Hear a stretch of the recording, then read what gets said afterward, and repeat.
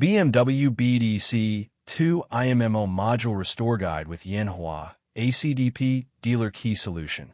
Welcome back to BMW Motors, your trusted hub for everything automobile diagnostics, programming, and smart key solutions. Before we dive straight into today's technical deep dive, here's a quick but important note. This video is made strictly for educational and informational purposes only. All the demonstrations, explanations, and step-by-step processes you are about to see are designed to help technicians, learners, and enthusiasts better understand automotive programming. We fully respect intellectual property rights. Any references, images, or discussions are used under fair use for the sole purpose of education and review. Trademarks and brand names belong to their respective owners. Always follow the manufacturer's recommendations and your local regulations before attempting any repair or programming. Now, let's start with a little challenge.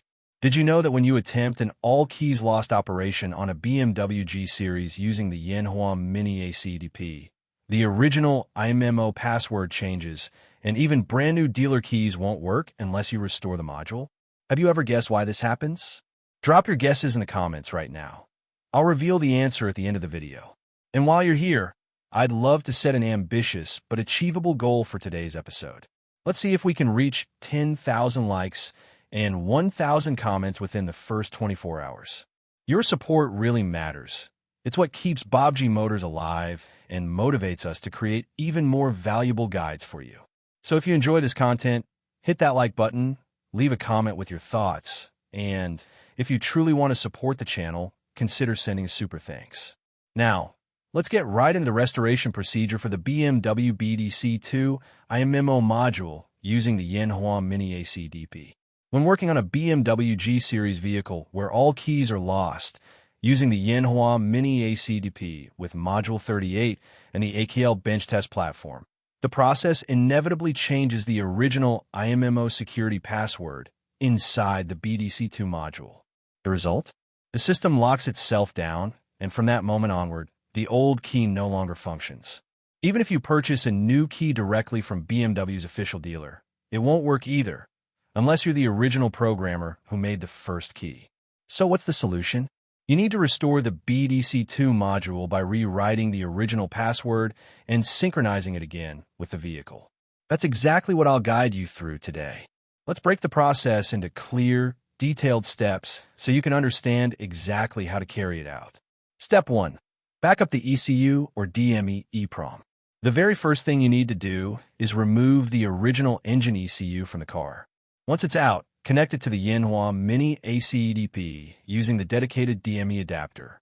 Be sure that the jumper cap is correctly shortened to the CAN-R terminal for communication. From here, open the ACDP app and navigate to the BMW section, specifically under DME ISN operations. Choose bench mode read/write for the DME ISN. Since we're working on a G Series platform, select Bosch DME for GXX and then choose the B48 ECU type. At this stage, you'll read the EEPROM data.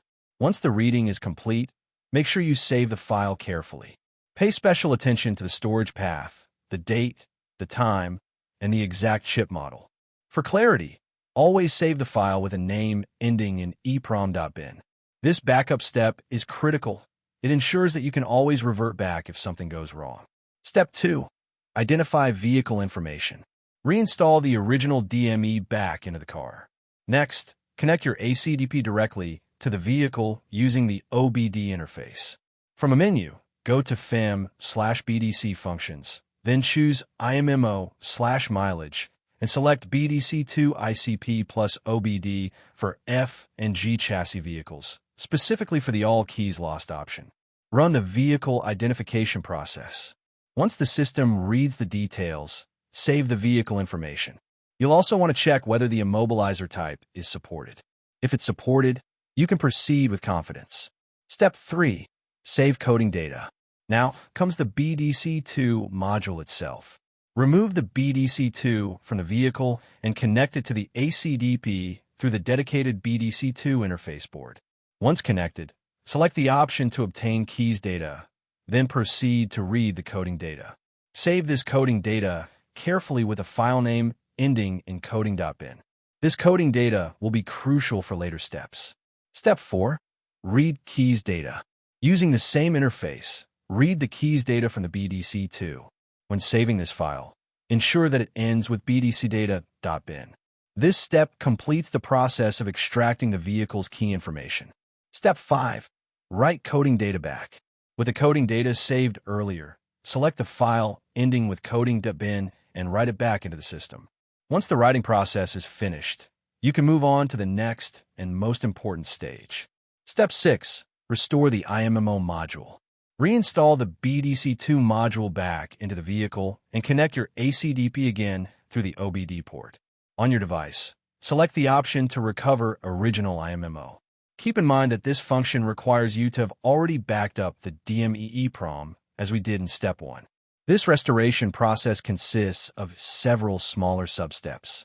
6.1 Backup coding data. Read the current coding data again and save it to ensure you have the latest copy. 6.2 Backup FAFP data. Proceed to back up the FAFP data. Once it finishes, store it safely. 6.3 Write IMMO data. Insert the BAV key adapter into the ACDP device. Select the Save Key Data file. Now insert the original dealer key into the BAV key adapter. Here's an important detail. Use either a deleted key or a dealer key, but not the key you previously programmed during the All Keys Lost process. Once detected, save the new key data with a file ending in bme.bin. After that, save the IMMO data with a file name ending in bmwmo.bin. Wait until the system confirms that IMMO data writing is complete. 6.4 Write coding data. Select the coding data file from earlier and write it back into the module. Wait until the process completes successfully. 6.5 Write DME ISN. At this point, you'll need to unlock the DME. Confirm whether the IMMO is still locked. Upload the DME EEPROM data file, the one ending in EEPROM.bin that you saved during Step 1. Once uploaded, the system will unlock the DME. After unlocking, select the IMMO data file saved in Step 6.3, the one ending in bmwmo.bin. Check that the IMMO information matches correctly, then continue with writing the DME data. Wait for confirmation of success. Step 6.6 Reset EGS EWS. Finally, you'll need to reset the EGS module data. Confirm the IMMO status shows as unclear. Load the data, obtain the password, and again upload the DME EEPROM file. Once the reset process completes, the EGS data will be restored. At this stage, your restoration process is complete. You can now test whether the dealer key or the previously lost key works correctly. One very important note. After restoring the immobilizer data, any dealer keys or lost keys can now function normally. However, the key that you created during the All Keys Lost programming session will no longer work. That's because the system has reverted to its original dealer-authorized immobilizer data. And there you have it, the full and detailed procedure to restore a BMW BDC2 IMMO module using the Yanhua Mini ACDP. So, what about the question I asked you at the start? Why do dealer keys stop working after you perform an all keys lost operation on BMW G Series with the Yanhua Mini ACDP?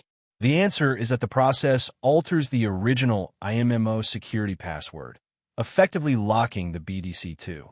Without restoring that password, the dealer keys are rejected. Personally, I think this security measure is both a strength and a challenge. On one hand, it prevents unauthorized access and keeps vehicles secure. On the other hand, it adds complexity for legitimate technicians who need to restore functionality. But that's the nature of modern automotive security. It's always a balance between convenience and safety. Now I'd love to hear your thoughts. Do you think BMW's IMMO system is overly restrictive, or do you think it's a necessary level of protection in today's world? Let me know your take in the comments below.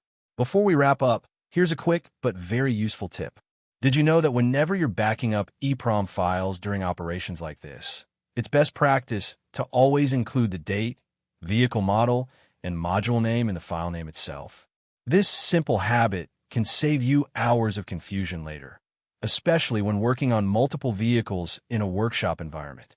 Thanks once again for sticking with me till the end. Let's see if we can smash our goal of 10,000 likes and 1,000 comments within 24 hours. Hit that like button, drop your insights in the comments, share this video with fellow technicians, and if you truly want to support BMW Motors, hit subscribe and consider giving a super thanks. Your encouragement keeps us moving forward and delivering more of these in-depth guides. Until next time, happy diagnosing, and I'll see you in the next video.